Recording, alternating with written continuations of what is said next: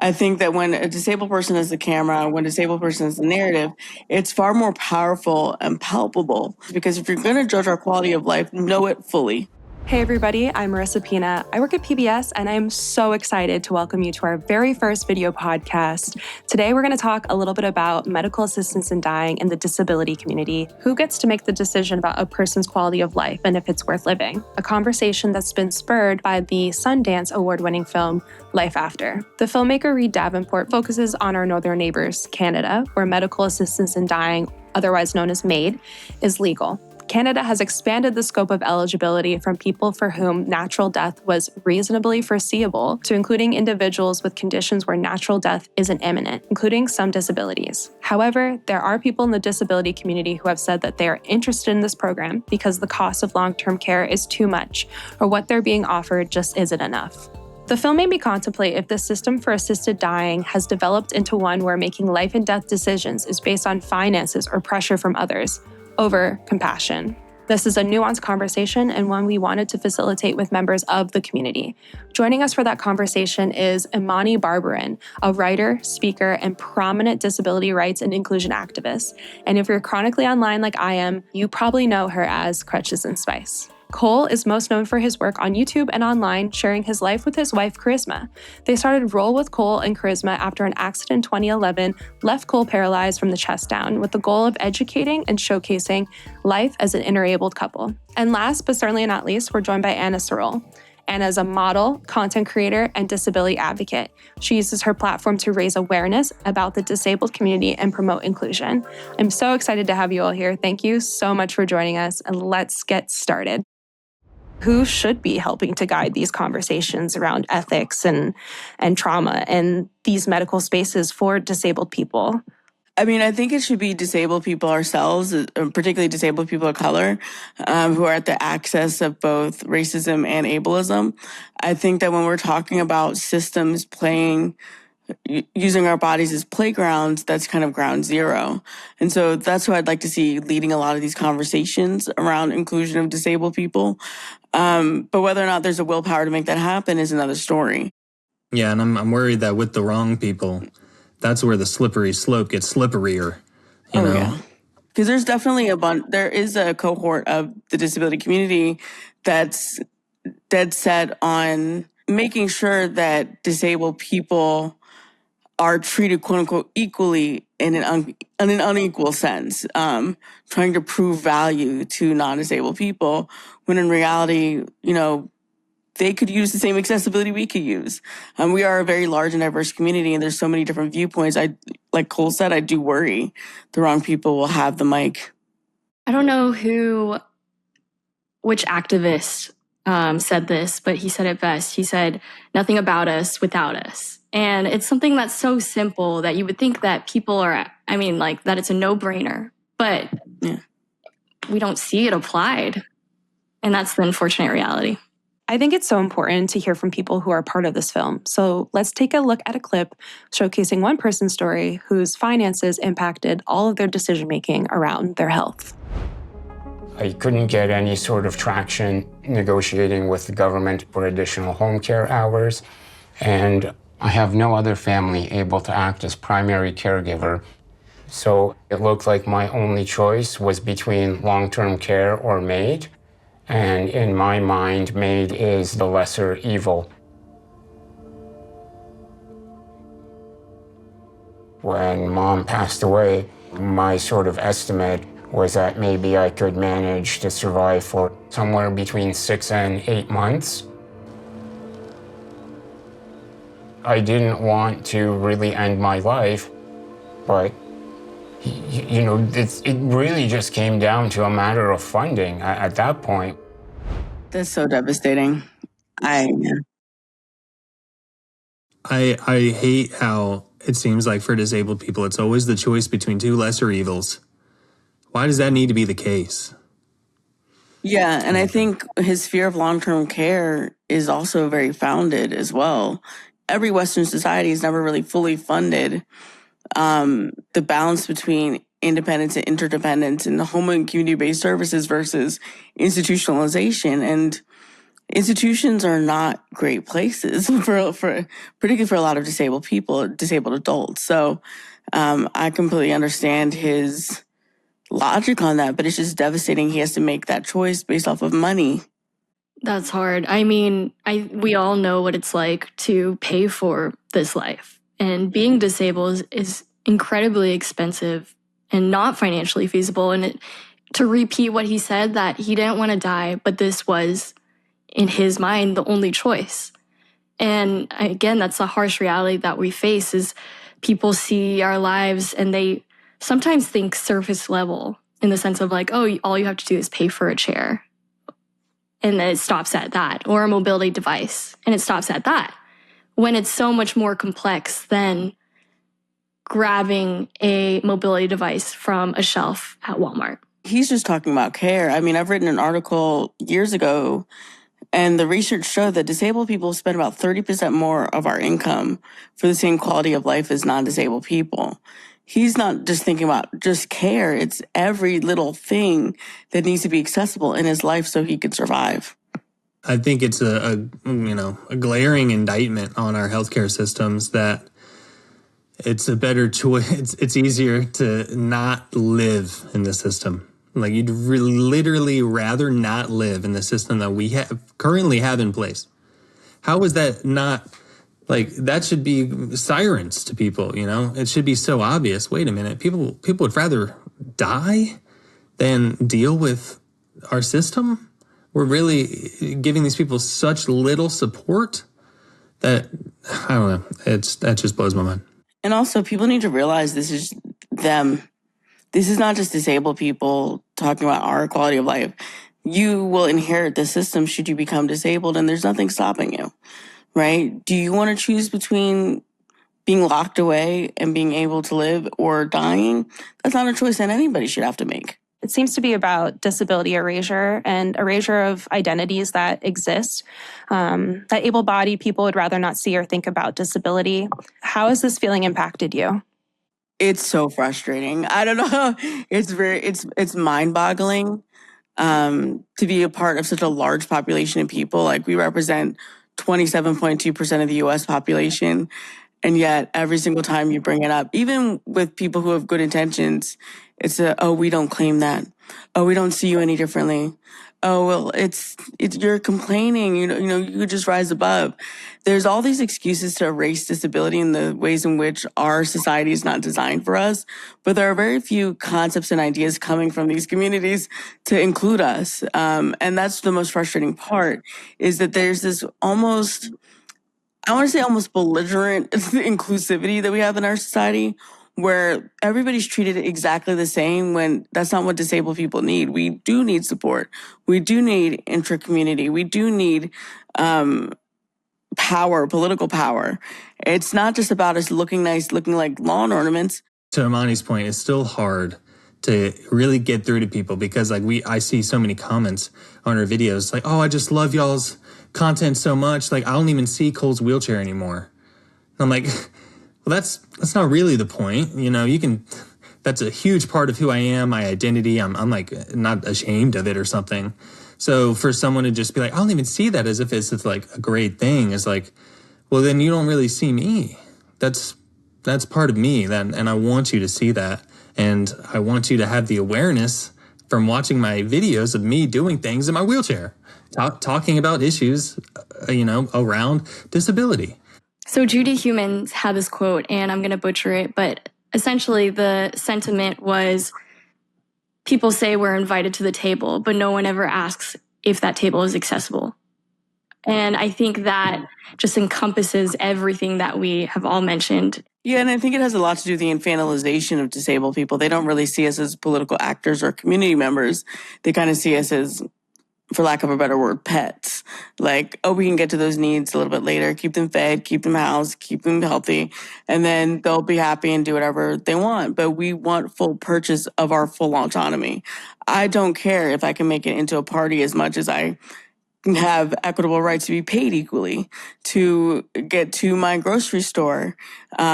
in a timely manner, to be able to afford my doctor's appointments and my medication. Like, there's all this emphasis on this like very tertiary surface level inclusion rather than the actual political purchase we demand as a community. Marissa, you said that you're able-bodied, but are your glasses prescription? They are. Right. So you have a disability, your disability is just accommodated. So your ability to make decisions about your quality of life are completely different than ours. I think that you guys are bringing out really great points that are something I kind of want to dive a little deeper into. In particular, while we talk about the medical system and access to care, was there ever an event in your life that led to your first realization that maybe the system is not as equitable as you might have thought? Being born, I was born with my disability, and so I have been in advocacy spaces and disability spaces my whole life. Even from my childhood, I went to a school that was designed for disabled children to prepare us for the world. And, I try to tell people that, for a lot of people, their home is their safe space. It's the place where they can relax and everything. But simply just waking up in the morning is my first realization that my world is not built for me. I'm lucky enough to try to make my space as accessible as possible. But even the height of a bed or the height of a mattress, like every little decision I have to make is based off of standards and policies. So I acquired my disability when I was 14. And as I reflected back on specifically attending or going to hospitals, one of the things that seems like an example I'll give that might seem insignificant is how inaccessible body scales are. And again, this seems seamlessly insignificant, but when you consider that body scales require for a patient to stand on it, you recognize that being able to weigh yourself is a privilege in that capacity where,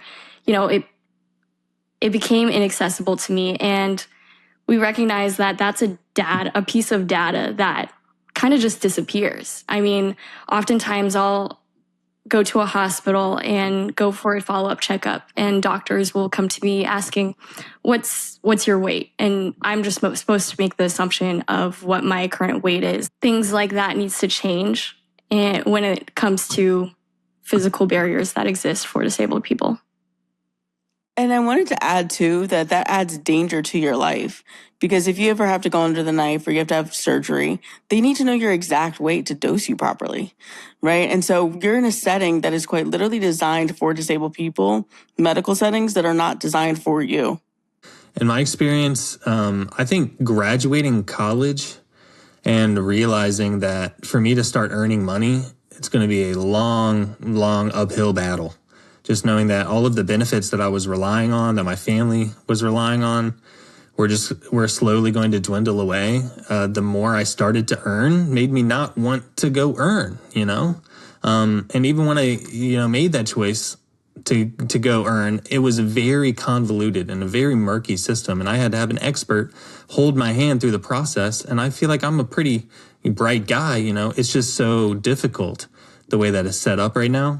And then to make matters worse, once I, found charisma and I wanted to get married, I knew that was going to be the end of the road for benefits right there, because there isn't marriage equality. And that's not equitable. That is not an equitable system at all. Cole, talking about community and how inside influences impact the lives of those with disabilities reminds me of a clip from this film. So let's take a look at a clip where our filmmaker Reed Davenport explores the interest form for MAID. I tried to be funny on the first page, but doing this was difficult. What was going through your mind?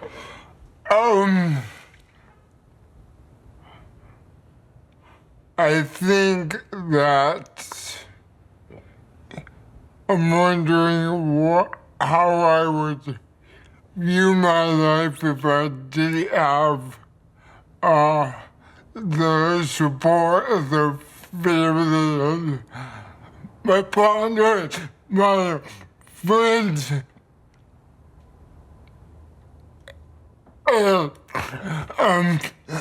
how I would view my life because obviously I have felt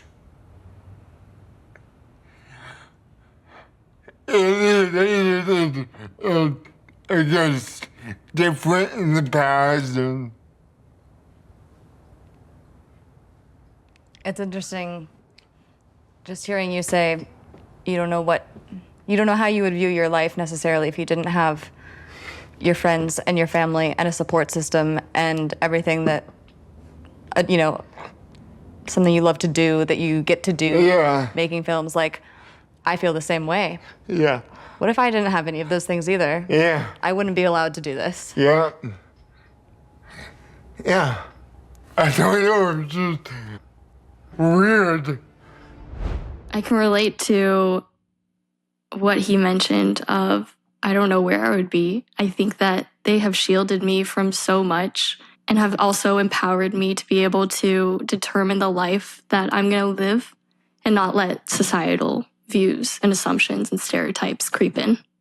When people are thrust into a new life of disability like that quickly with a spinal cord injury, there are people who don't have the community, and you can see the difference in outcome. It's very, very apparent. In fact, I moved into a gentleman's room at my rehab hospital who passed away not shortly after that because he was trying to get onto a public bus by himself. He didn't have a caregiver with him, and he got a mucus plug in his ventilator and he died. And like, there's no way that ever would have happened to me because I always had people around. I always had caregivers. Never had to get on the public transportation. And that has always stuck with me because it made it very apparent how privileged I am and how much community and support matters in people's health outcomes. So I wanted to ask all three of you what it meant to you to see a film from Reed, who is a part of this community. I think that when a disabled person is the camera, when a disabled person is the narrative, it's far more powerful and palpable to understand our experiences, to understand who we are, rather than making assumptions based off of ideas that we didn't even have a hand in creating. And so I really hope people understand the importance of disabled storytellers and disabled narratives and put more resources and time into making sure that we have the capacity to tell our own stories. Because if you're going to judge our quality of life, know it fully. On a more like just basic level, the little moments where Reed's rolling around town, he's showing his wheels, going over the curves and sidewalks and stuff like that. It makes it so just like relatable and makes you feel like, okay, I'm really watching one of my people out there trying to tell me about this and inform me about this. And that gives me a lot of like trust in the film. So that those little shots meant something to me. I was curious to ask all of you, what was something that you learned from some of the participants, and how has that shifted maybe your thinking towards certain things like disability justice or MAID? I think Reed really kind of encouraged people to understand that disability is not a monolith and that we're all looking at this from different perspectives, both through a bodily autonomy lens as well as through a systemic oppression lens. And I think a lot of people don't want to look at the fact that disabled people are systemically oppressed. And it bears itself out in every single interaction we have, every single barrier we face. And I think that that's what the film really kind of highlights very, very well, is that we are all just trying to make it work. Realistically, we're just really trying to make it work. And we don't have the tools and a lot of ways that have been promised to us to survive our own lives. And I think that that's kind of the hardest thing to contend with, is the core question of the film, which is who gets to make that choice when quality of life is out of our hands to begin with. That's so good. I think the only thing that I would like to add is that one thing that I really appreciated about the film was how it offers an accurate and humanizing representation of an often overlooked population. And I think they do a good job at bridging that gap of what society thinks disability is and what it actually looks like. And I mean, that's one thing that as a viewer, I loved seeing. It made that gap abundantly clear. Right. And also, it's really interesting, too, what non-disabled people will engage with. Like, we've been talking about social media. For much of our lives, disability representation has not been in our hands, much of our population's existence. And so they're making very off assumptions about us based off of narratives that are not even in our hands to begin with either. It's not just that our autonomy isn't in our hands, it's that the media that they are specifically seeking out on disability also isn't in our hands either. And so like things like this are really crucial so that people understand who we are and what we're about. I'd love to hear about how you first got involved in the topic of disability justice. Sure. So around 2014, I had just graduated college, and it was really difficult for me to find a job. Every single time I disclosed I had a disability, could not find one. And then as soon as I stopped disclosing, I started getting offers. And while a lot of people think that that's like fake because it's supposed to be equal opportunity, we all know that's not necessarily true. But it really kind of spurred me to start my blog, crutchesandspice.com, because there's no guidance on being an adult with a disability. There's also very little representation of Black people with disabilities that also claim their disabilities. And so I wanted to kind of just share who I am and share my experiences with the world. And I learned very quickly that I couldn't do this in isolation. I had to form and build community with other disabled people. When Charisma and I are posting our videos, and as time progressed, we started seeing more and more people sharing from the hospital where they are rehabbing because they were just injured. And they're like, okay, seeing all of your videos, I have an idea now of what my life could look like. And that makes me feel really good. I find that really rewarding, and I want to be a part of that and kind of reshape people's perspectives, especially when they're at the lowest of lows. When I broke my neck, I did ask my brother to kill me. I was like, I didn't really see the point, I didn't even know my disability at the time. I hadn't even fully processed. And my mind immediately was like, I don't want to be disabled. And that moment really hung with me a long, long time. Yeah, and especially in your situation too, like you said, you didn't have a lot of exposure to disability before your injury.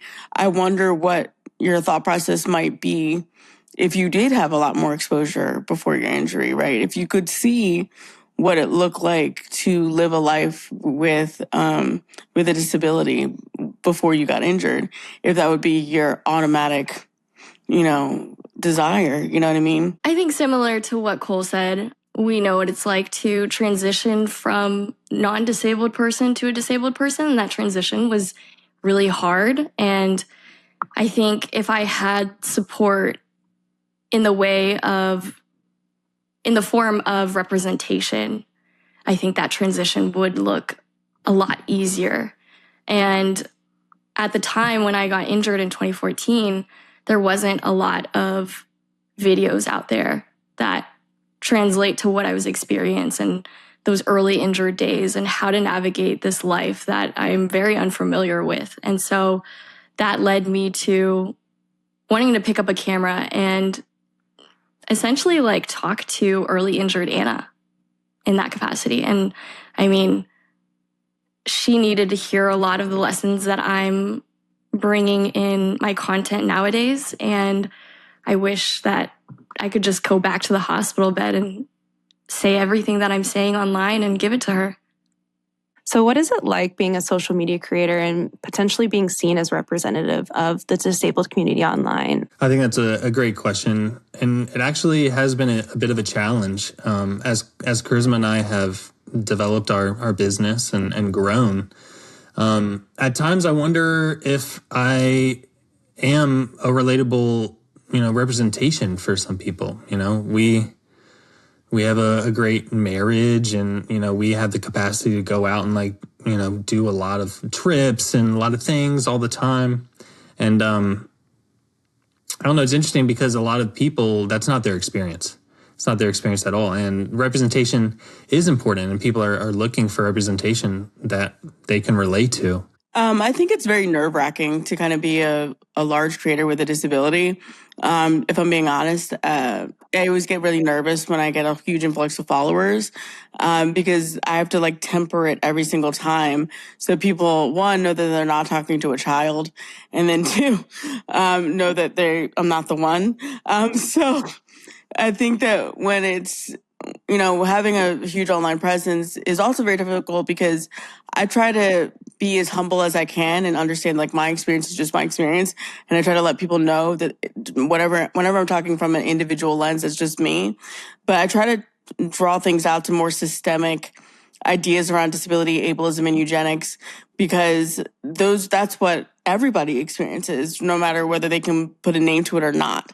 And so that's kind of how I try to frame things, is through a more intercommunal societal lens, so that people feel more included in these conversations. And of course, there's always non-disabled people, and even sometimes a lot of disabled people that will try to position disability as some sort of fringe issue, where, our needs are already taken care of. I saw this TV show and you all are lying about benefits. You all are lying about this inequality you experience. And no, this is very real. This is very real to us. This is something we live every single day.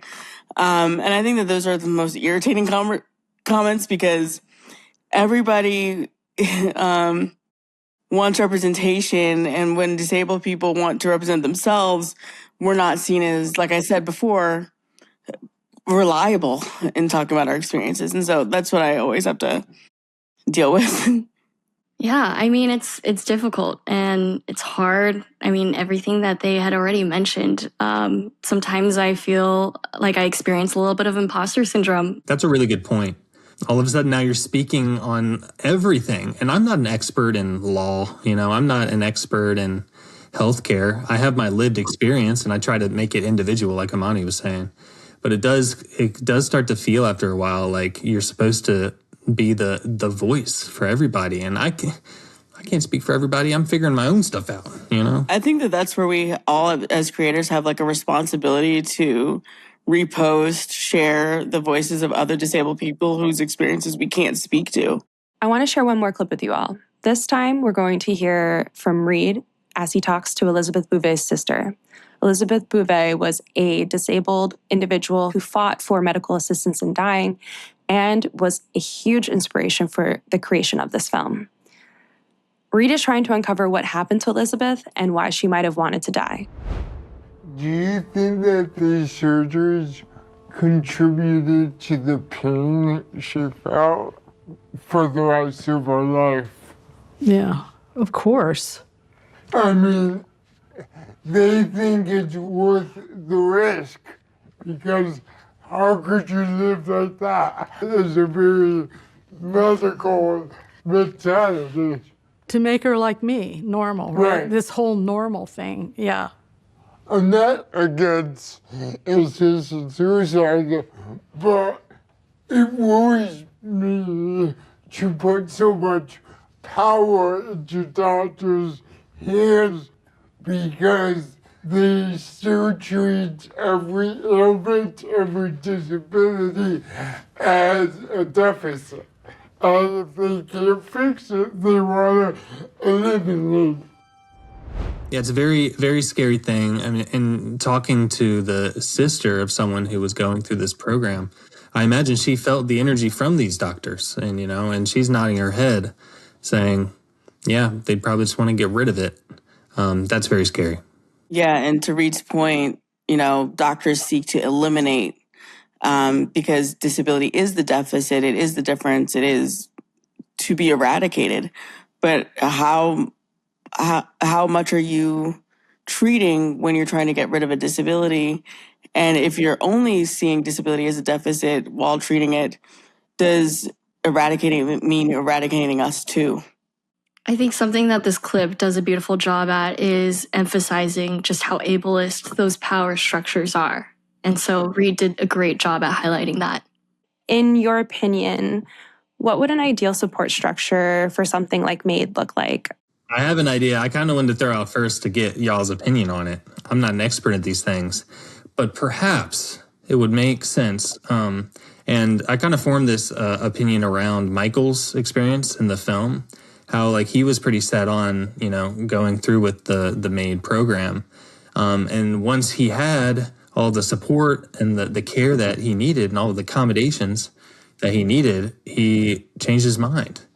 I'm wondering if for those who would like to go through with the program, maybe there's like a waiver or something. I know when I was first injured, I was put onto a particular waiver that gave me certain benefits. Perhaps there's a waiver that we could make that's like 6 to 12 months where someone can apply, be brought on. Maybe they have all of their needs covered for that window. And that includes, meeting with a counselor, therapist, whatever that may be. And then at the end of that program, if they still feel like they want to move forward, they can. I don't know. This is just a loose thought. I'm throwing it out there. What do y'all think? No, I agree. I think that a lot of people's desire for things like MAID and medical assistance in dying is basically more systemic than individual. And while I do think that 6 to 12 months would be a good stopgap for those situations, I think we also need legislation for universal health care and universal basic income for disabled people. And Canada is an interesting case because while they do have a lot of medical care and a lot more supports than, a very pay-to-play version of the United States, the issue is also that they went through a lot of austerity measures at the same time that reduces that ability to get that care. I think that within the United States, we don't really do too much education in the community around what you have access to. And we also don't let people know what works for us. I think that once we start addressing some of the systemic issues, I think for longer than those 6 to 12 months, I think that I would at least be a lot more comfortable with medical assistance in dying and having people have more access to that tool. When you look at the system as a whole, it's less about choice and more about convenience and cost and just discomfort with difference. And I think one thing that I thought about was if we could start at the foundation with medical providers and education and get into humanizing disabled people in the context of what they're reading in books and lectures and pretty much just draw out the point that there is a social model of disability and then there's a medical model of disability, and the social model isn't oftentimes talked about. And that, I believe, is what reflects the whole picture of living life with a disability rather than the medical model seeing us as a diagnosis or something to cure or et cetera. And so I think there's something to be said about that. Yeah, or a financial burden on society. I think that's a great point. And isn't that kind of what Reed was trying to point out too, is when you have people making the decisions based off of stats on paper, there's no humanity there at all. And that is going to be, that's a slippery, dangerous slope that we got to be careful about. And I think we've all had the experience where even in doctors' offices, even in front of medical providers, they're not even speaking directly to you. It's always your mom or your dad or just somebody you brought with you to take notes, and you're not even declared an authority over your body while you're talking to your own medical provider. I've had situations where they didn't see my crutches right away and they were talking to me normally. The second they saw them, I started getting baby talk. That's not somebody I want dictating what my quality of life is supposed to look like when they are determining my quality of life. They don't really realize as medical professionals just how far-reaching their jobs are. And I think that that's kind of devastating to realize as well. I wonder if you guys have an idea, an opinion on how we can practice an accessibility mindset around medicine that could benefit all people, or even just change the way that medical providers are talking to those with disabilities and actually talking to them and not around them or to somebody else. Yeah, I think the key is getting people with with our perspectives in the right positions. I don't think there are enough disabled people that are making these decisions or placed in a hospital system to train, everyone there on disability etiquette and understanding those things. Although you would expect medical professionals to be the ones that get it, but yeah. Yeah, I think that doctors and medical professionals need to go through some social work training as well. While I do think that speaking to and with other disabled people is extremely valid, and I want to see that done more often, I think also they need to understand like the far-reaching impact of what happens in their doctor's offices. There are so many doctors that have no clue that if you write something down on my chart, it could determine whether or not I have access to my life, getting into my home, getting into my car. Like, they have no clue just how far-reaching their jobs actually are. And they need to have a lot more awareness of just how much power they actually hold over the population of people that they see every single day. When I was watching the film, I couldn't help but think about what the future could look like here if it became as accessible as it is in Canada. And to me, that kind of seems a little scary. And I wanted to know how you all felt about that, because I think I was really struck on like how what we talked about at the beginning, but also while I was watching the film, that a lot of this is used as like a financial fix. And so I thought that it was kind of scary to think like if we bring it to the US. I think it's going to really stigmatize it very badly, particularly in medical settings. I fear that people, instead of getting actual treatment, will just be shoved over to MAID and those types of things. Many disabled people in Canada have come forward to say that like their doctors have been openly suggesting to them medical assistance in dying in lieu of treatment. And so that's what I fear the most, is that, and like I said, and particularly in such a racialized society as the one we have, that's my greatest fear, is that people will be pushed to this instead of actually getting the care that they need. I agree with that completely. To keep it short and sweet, I fear that how quickly people are to push a cure onto us is how quickly they would be to push on MAID. I tend to agree with both of you. Just the fact that when I broke my neck, I immediately went there, I don't want to do this. And I had little idea of disability. I can only imagine if I had seen stuff in the news cycle about MAID and how, disabled people want to just die and stuff. And then I sustained my injury. I would have been like, there's no shot I'm going to do this. I want to do what they did. Yeah. So I have a lot of concerns with how it'll impact the stigma that we've been fighting so hard to combat. And I think that in a country where we are reluctant to have disability representation, reluctant to have universal health care, reluctant to have universal basic income, reluctant to have rental protections, and all of these systemic, all of the systemic welfare, people will automatically choose that. And that's my fear. I wanted to be able to bring in a little bit more of a lighthearted mood and kind of play like a little rapid fire game with you guys. My first question is, what do people think you spend your day doing, and what do you actually do? I think people think that as a content creator, all I'm doing is hitting upload, and pretty much that's as far as my 40-week work looks like.